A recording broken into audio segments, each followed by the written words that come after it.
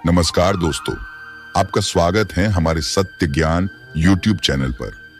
आज हम आपके लिए वास्तुशास्त्र से जुड़ा एक महत्वपूर्ण विषय लेकर आए हैं।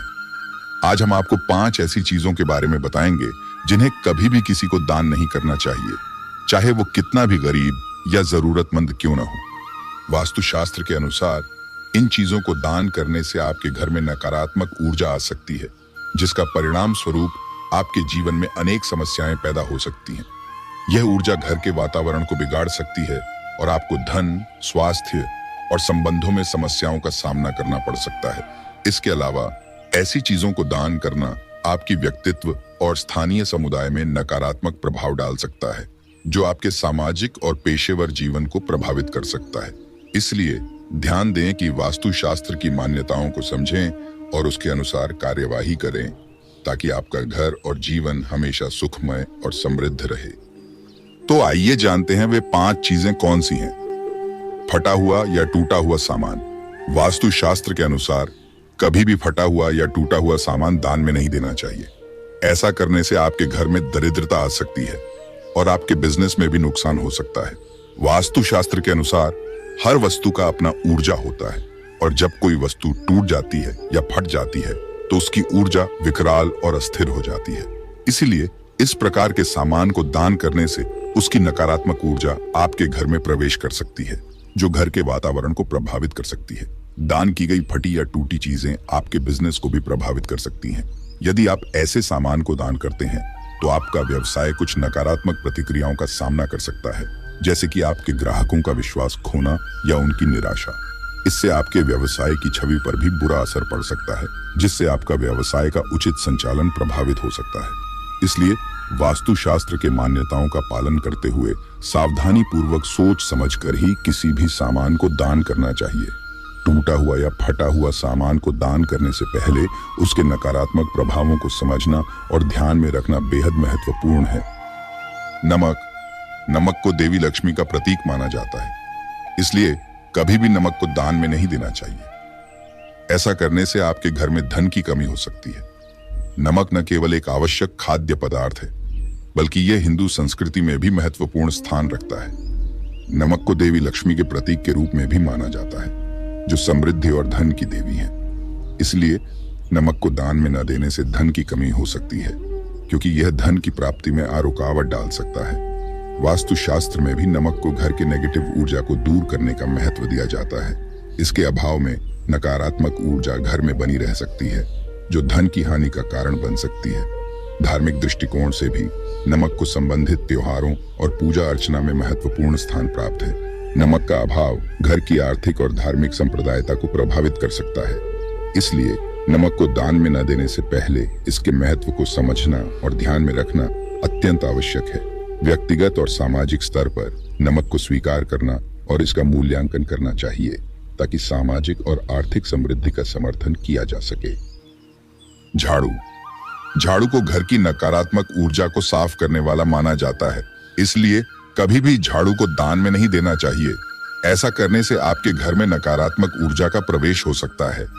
झाड़ू एक महत्वपूर्ण घरेलू उपकरण है, जो न केवल हमारे घर को साफ सुथरा रखने में मदद करता है, बल्कि उसमें समाये नकारात्मक ऊर्जा को भी दूर करता है।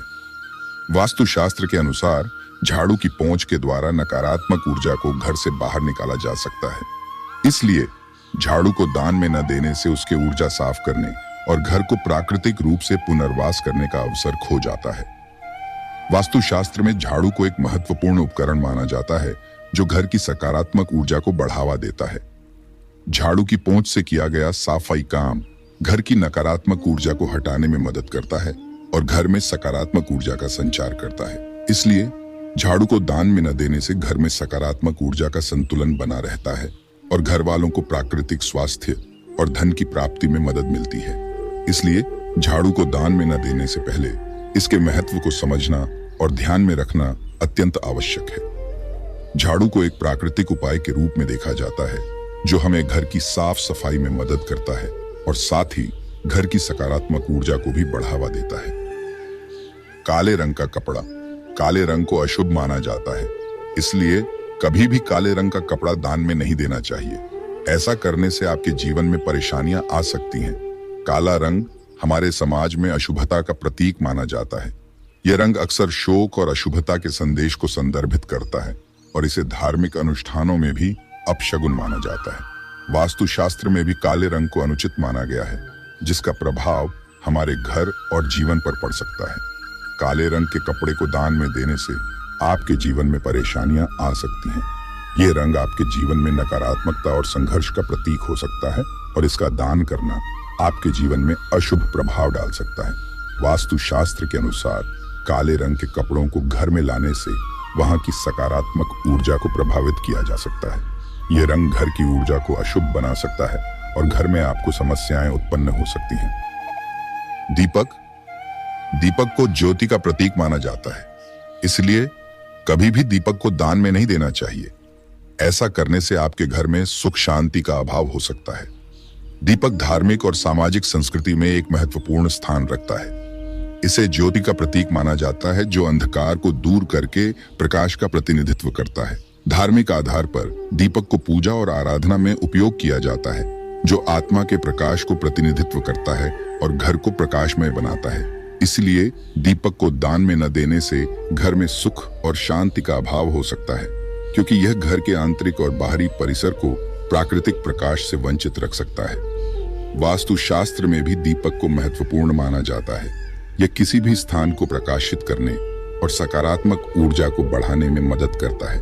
दीपक के प्रकाश से घर के वातावरण में उत्साह और शांति का वातावरण बनता है और घर वालों को समृद्धि और सुख शांति की अनुभूति होती है।